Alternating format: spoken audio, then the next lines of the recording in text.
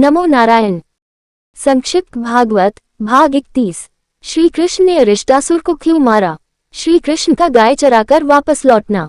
दिन भर वन में रहने के बाद शाम को जब श्री कृष्ण वापस लौटते तो उस समय ब्रज में उत्सव की तरह आनंद और उत्साह का माहौल रहता था। उनके बांसुरी की ध्वनि सुनकर सभी गोपियां अपने घरों से बाहर आ जाती थीं। गायों को लेकर लौटते हुए श्री कृष्ण की सुंदर सूरत को देखने के बाद ही वे कोई और काम करती थीं। अरिष्टासुर का ब्रज आगमन। एक दिन श्री कृष्ण शाम को जब ब्रज में इस तरह प्रवेश कर रहे थे, उसी समय अरिष्टासुर नामक दैत्य एक बैल का रूप धारण करके आ गया।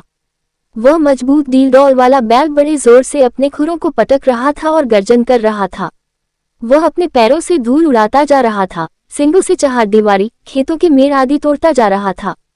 उस तीखे सींग वाले भयंकर बैल को देखकर गोप और गोपियां सभी भयभीत हो गए। पशु अपने रहने का स्थान छोड़कर भाग गए। सभी ब्रजवासी कृष्ण की पुकार करते हुए उनकी शरण में गए। श्री कृष्ण ने ब्रजवासियों को ढांढ ढस बढ़ाया और अरिष्टासुर, जो बैल रूप होने के कारण वृषासुर भी कहलाया, को ललकारा। अरिष्टासुर को क्रोधित करने के लिए श्री कृष्ण अपने एक सखा के गले में हाथ डालकर खड़े हो गए। क्रोधित होकर वह दैत्य अपने खुरों से धरती को खोदता हुआ अपने तीखे सींग आगे कर श्री कृष्ण की ओर झपटा। श्री कृष्ण द्वारा अरिष्टासुर का वध। श्री कृष्ण ने उसके सींगों को पकड़ लिया और उसे पीछे की ओर धक्का दिया। वह दैत्य 18 कदम पीछे जाकर गिर गया, लेकिन फिर से उठकर उन पर झपटा। भगवान ने इस बार भी उसे सींग से पकड़ लिया और पैरों से ठोकर मारकर उसे जमीन पर गिरा दिया।